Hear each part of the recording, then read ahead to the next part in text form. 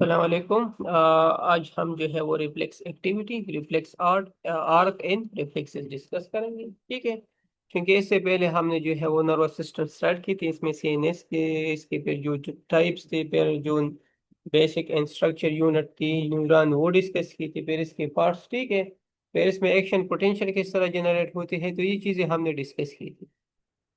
जो है अब हम जो है reflex activity, reflex arc and reflexes discuss करेंगे। तो what is reflex activity, what is reflex arc?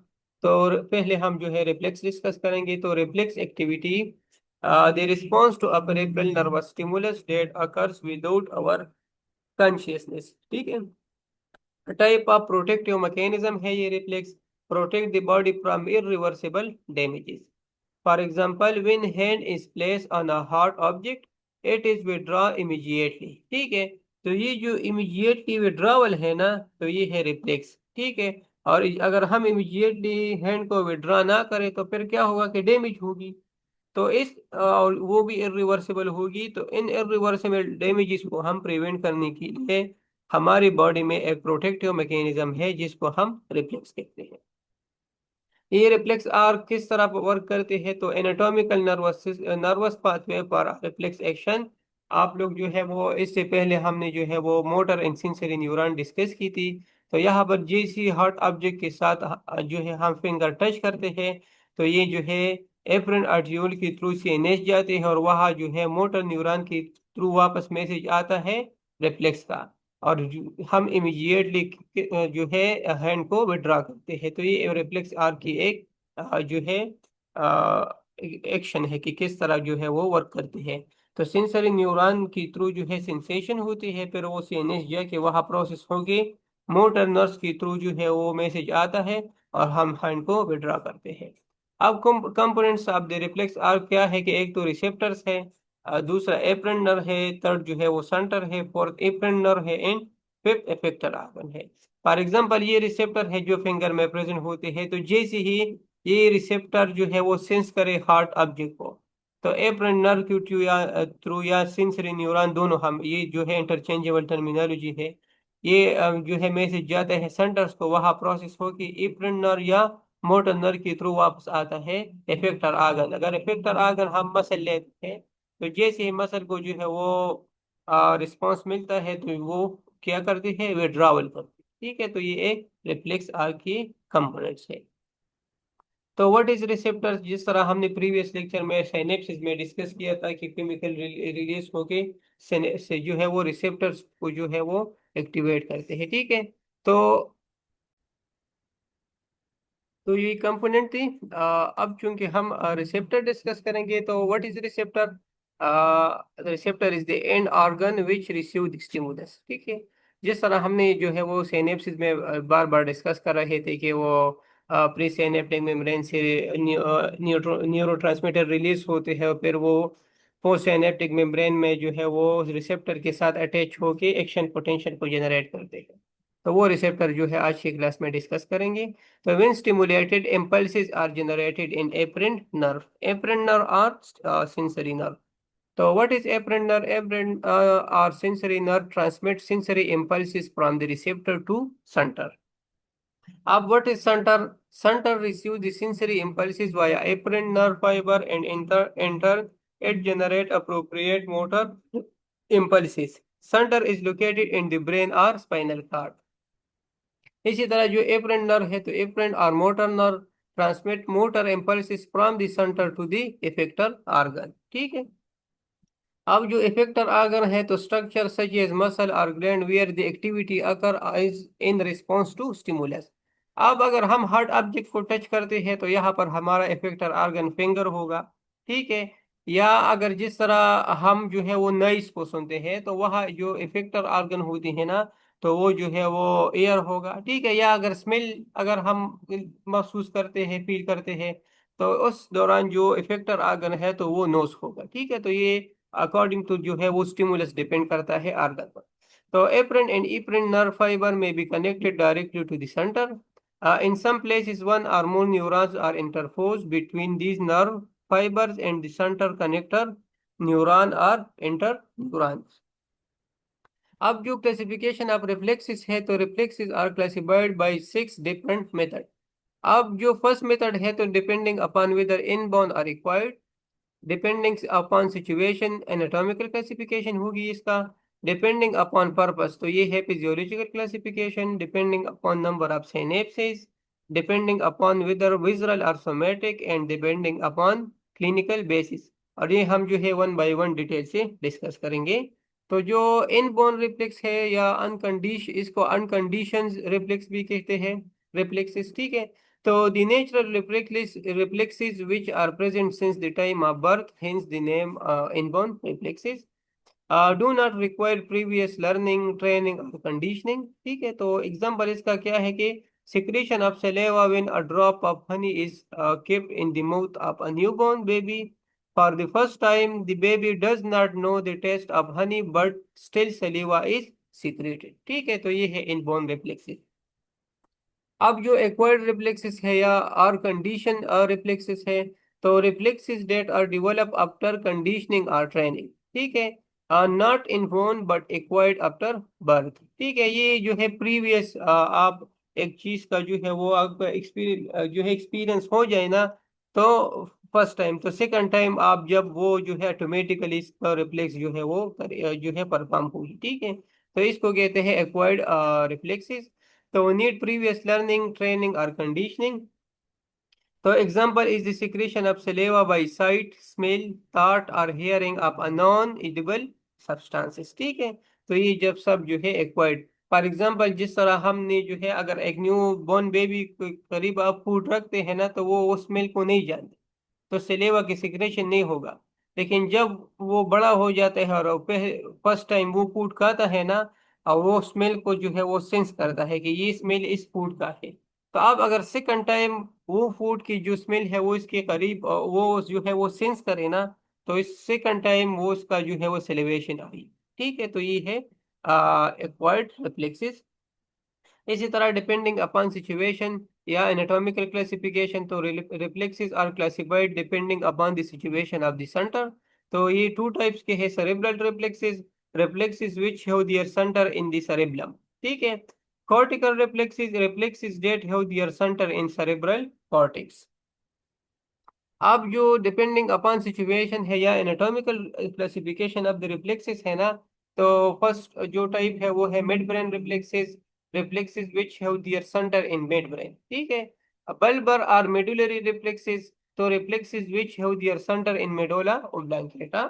और साथ में जो थर्ड क्लासिफिकेशन है एनाटॉमिकल का, तो spinal reflexes, reflexes having their centre in the spinal part, ठीक है। अब जो है हम जो है फिजियोलॉजिकल क्लासिफिकेशन डिस्कस करेंगे। तो depending upon purpose physiological classification जो है reflexes are classified depending upon the purpose, functional significance को हम देखेंगे। तो ये है protective reflexes or flexor reflexes, reflexes which protect the body from nociceptive या हार्मफुल स्टिमुलस, ठीक है। Also called withdrawal reflexes or flexor reflexes. आप लोगों ने तो एनाटॉमी में फ्लेक्शन एंड एक्सटेंशन जो है वो पढ़ा होगा ना, तो इसको उस बेस पर जो फ्लेक्शन होती है ना, जब रिफ्लेक्स आता है और जो है मसल रिफ्लेक्स होते हैं, mean toward the body movement कर, तो ये है जो है प्रोटेक्टिव रिफ्लेक्सिस की जो है एक सेकंड नेम है इसका, involve flexion at different joints, hints the name flexor reflexes. Second one is extensor reflexes, reflexes that protect the body against gravitational force. So also called the extensor reflexes because the extensor muscles contract during these reflexes, resulting in extension at joint. तो जो extensor reflexes होते हैं ना, तो reflexes that protect the body against gravitational force, ठीक है। तो also called the extensor reflexes because the extensor muscle contract during these reflexes, resulting in extension at joints. अब जो सेकंड क्लासिफिकेशन है फॉर सॉरी फिफ्थ क्लासिफिकेशन है reflex का, तो वो है depending upon the number of synapse. तो एक होती है monosynaptic reflexes and the second one जो है पॉलीसाइनेप्टिक रिफ्लेक्सेस। तो व्हाट इज मोनोसाइनेप्टिक रिफ्लेक्सेस? तो having only one synapse in the reflex arc, Stretch reflex is the best example for monosynaptic reflex and it is provoked due to the stimulation of muscle spindle. जो polysynaptic reflexes है ना तो having more than one synapse in the reflex are flexor reflexes, withdrawal reflexes are the polysynaptic reflexes. ठीक है। अब अगर एक reflex में वन जो है वो साइनेप्स इन्वॉल्व है, साइनेप्स तो हमने प्रीवियस क्लासेस में डिस्कस किया है, तो इसको हम सिंपली कहेंगे मोनोसाइनेप्टिक। अगर वो एक से ज्यादा साइनेप्सिस इन्वॉल्व होती है तो फिर वो होगी पॉलीसाइनेप्टिक रिफ्लेक्सेस। इसी तरह जो सिक्स जो टाइप है ना रिफ्लेक्सेस की, तो वो है सोमेटिक एंड विजुअल रिफ्लेक्सेस। तो what is somatic reflexes? Reflexes for which the reflex arc is formed by somatic nerve fiber involve the participation of skeletal muscles. There may be flexion or extension at different joints during these reflexes. ठीक है। जो visceral and और autonomic reflex है, तो ये है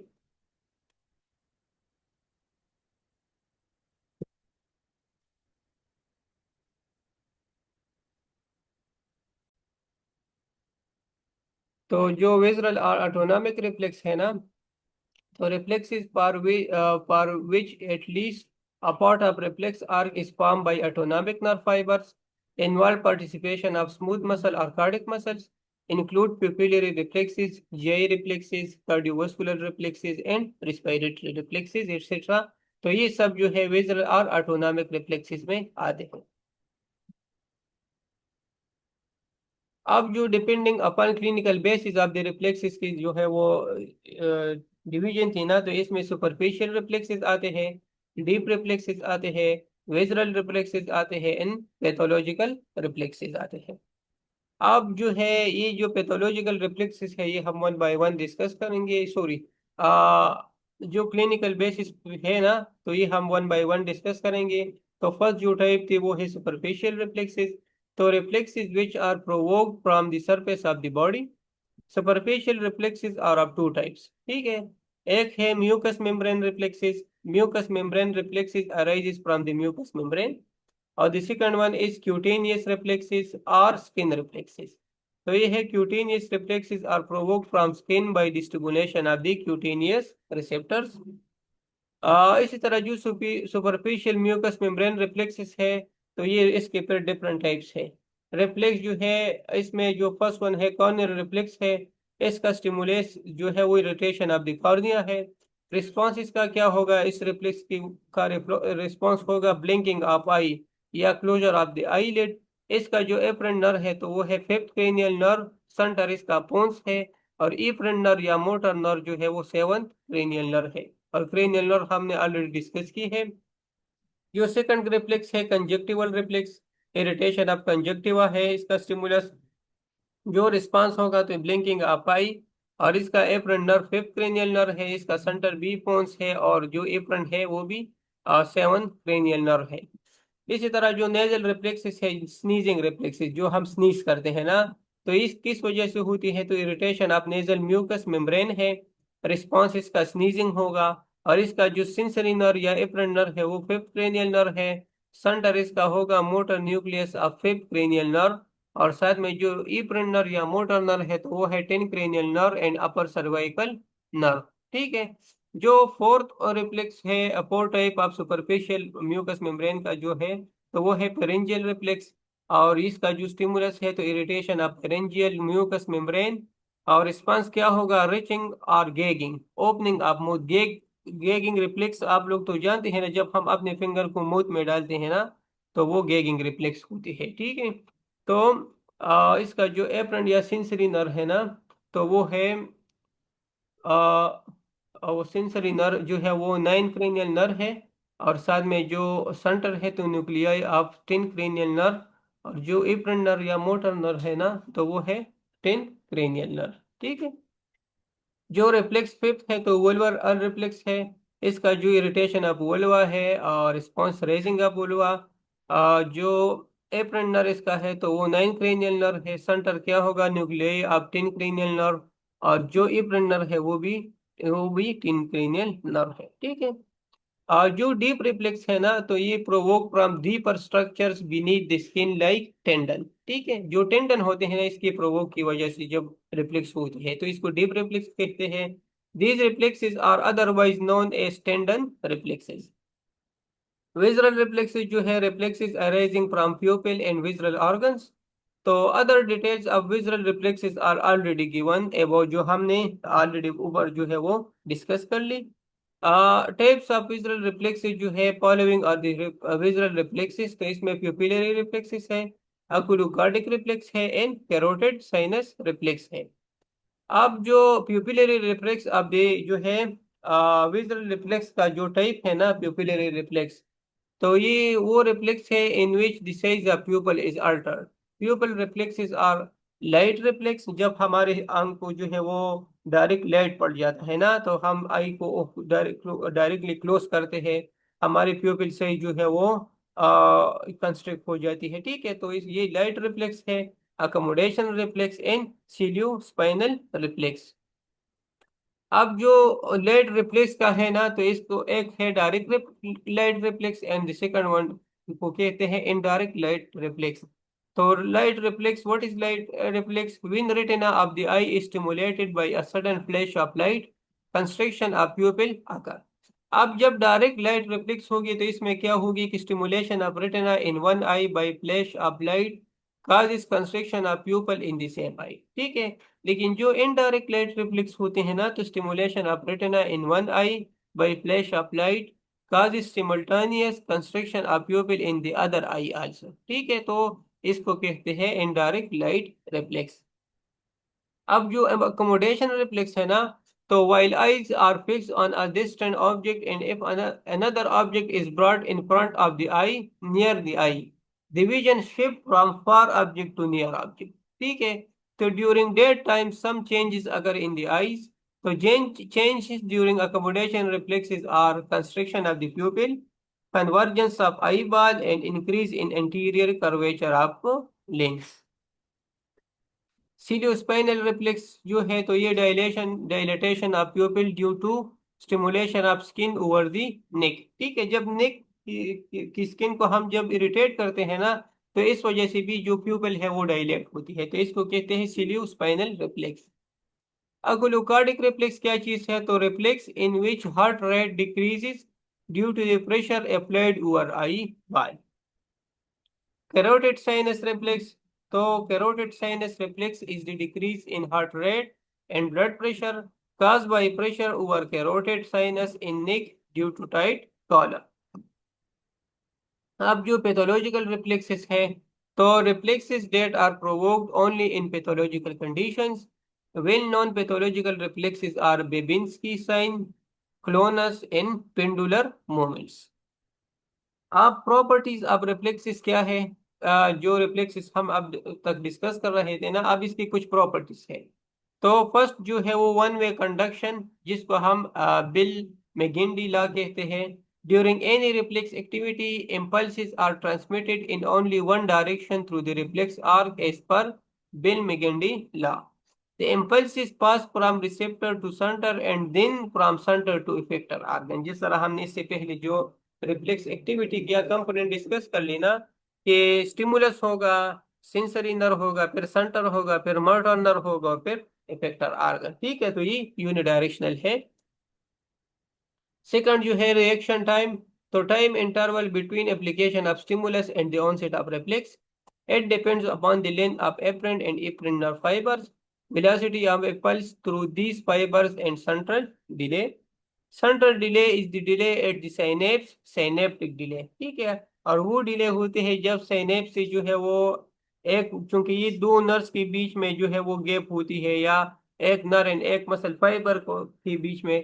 ठीक है, तो जब वो न्यूरो ट्रांसमीटर प्री साइनेप्टिक में ब्रेन से जो वो है वो निकलते हैं और फिर वो जाके रिसेप्टर के साथ अटैच होते हैं, तो वही जो है इसको कहते हैं सिनेप्टिक डिले, जो जो टाइम वो लेता है। जो summation property of the reflexes है, तो इसकी टू टाइप्स है फर्दर। एक है special summation, when two apparent nerve fibers supplying a muscle are stimulated separately with subliminal stimulus, there is no response। ठीक है, but The muscle contract when both the nerve fiber are stimulated together with same strength of stimulus. It is called spatial summation. And temporal summation जो होती है तो when one nerve fiber is stimulated repeatedly with subliminal stimuli, these stimuli are summed up to give response in the muscle. ठीक है. जो occlusion property of the reflexes है तो occlusion is demonstrated in a flexor reflex involving a muscle which is innervated by two motor nerve. ठीक है. So these nerve can be called A and B. So when both the nerve A and B are stimulated simultaneously, the tension developed by the muscle is less than the sum of the tension developed when each nerve is stimulated separately. For example अगर ए में जो है वो 6 millivolt है जो है B में 6 millivolt है तो दोनों का समेशन 12 बनता है ना. तो अक्लूजन फिनोमेना में ये 12 मिलीवोल्ट नहीं बनेगी, 12 मिलीवोल्ट से कम जो है वो एक्शन पोटेंशियल बनेगी. इसी तरह जो फिफ्थ प्रॉपर्टी ऑफ रिफ्लेक्स की है तो वो है सब्लिमिनल फ्रिंग. तो in some reflexes involving the muscle with two nerve fiber, the tension developed by simultaneous stimulation of two nerve is greater than the sum of tension produced by the stimulation of these nerves separately. इस जो previous example हमने दे दिया उसका बिल्कुल वो opposite होगा. Opposite ये होगा अगर फॉर एग्जांपल नर ए का जो स्टिमुलस है वो 3 है और नर बी का है तो इन दोनों का सम जो है वो 6 बनता है. ठीक है. लेकिन जब ये दोनों जो है एट सेम टाइम जो है एक्टिवेट होते हैं ना, स्टिमुलेट होते हैं तो दोनों का सम 6 बनता है. लेकिन जब इस कंडीशन में 6 से ज्यादा वो बनेगी तो इसको फिर हम कहते हैं सब्लिमिनल फ्रिंग. रिक्रूटमेंट है तो what is recruitment? The successive activation of additional motor units with progressive increase in force of muscular contraction. So when an excitatory nerve is stimulated for a long time, there is a gradual increase in the response of reflex activities. It is due to the activation of more and more motor neurons. इसी तरह जो discharge property of the reflex है तो the persistence और continuation of response for some time even after cessation of stimulus. ठीक है. Stimulus खत्म हो जाती है लेकिन फिर भी जो है वो डिस्चार्ज होती है, रिस्पांस शो होता है तो इसको कहते हैं after discharge. So when a reflexive action is provoked continuously for some time and then the stimulation is stopped, the reflex activity will be continued for some time even after the stoppage of the stimulus. It is because of the discharge of impulses from the center even after stoppage of stimulus. ठीक है. तो internuncial neurons which continue to transmit afferent impulses even after stoppage of stimulus are responsible for after discharge. इसी तरह जो rebound phenomena है reflexes का तो reflex activity can be forcefully inhibited for some time but when the inhibition is suddenly removed the reflex activity become more forceful than before inhibition. So it is called rebound phenomena. Reason for this state of overexcitation is not known until. इसी तरह fatigue property of the reflex है तो when a reflex activity is continuously provoked for a long time response is reduced slowly and at one stage the response does not occur. So this type of failure to give response to the stimulus is called fatigue. Our center or the synapse of the reflex arc is the first seat of fatigue. ठीक है. तो इसी तरह reciprocal inhibition है तो what is reciprocal inhibition and reciprocal innervation? तो usually excitation of one group of muscle is associated with inhibition of another antagonist group of muscle on the same side. For example, when a flexor reflex is elicited or provoked, the flexor muscle are excited, contracted, and the extensor muscle are inhibited, relaxed, and dead side. This phenomena is called the reciprocal inhibition. Reciprocal inhibition occurs because of the reciprocal innervation. ठीक है. Reciprocal innervation or Sherrington law. So neural mechanism involved in reciprocal inhibition was postulated by Sherrington. Hence, it is called Sherrington law of reciprocal innervation. So according to this law, the reciprocal inhibition is due to segmental arrangement of afferent and efferent connection in the spinal cord. Afferent nerve fibers which evoke flexor reflex in a limb have connection with motor neurons supplying flexor and the motor neurons supplying the extensor of same side. तो afferent nerve excites the motor neurons which supply the flexor. Simultaneously, it is inhibit the motor neurons supplying extensor through an interneuron. Accordingly, the flexor muscle contract and the extensor muscles relax, resulting in flexion of the limb. बस simple इसका आप लोग ये मतलब समझ लें कि अगर फ्लेक्शन होगी तो ये जो है एक्सटेंशन जो है वो खत्म होगी, वो इनहिबिट होगी। तो ये है रेसिप्रोकल इनर्वेशन, ठीक है। मीन के एक मसल की जो है एक रिफ्लेक्स होगी ना फ्लेक्शन, तो सेम उसी जगह जो एक्सटेंशन का जो मसल है वो क्या होगा, रिलैक्स होगा या इनहिबिट होगा। Thank you. ये थी रिफ्लेक्स एक्टिविटी। इंशाल्लाह नेक्स्ट क्लास में हम पर टॉपिक जो है वो प्रोसीड करेंगे।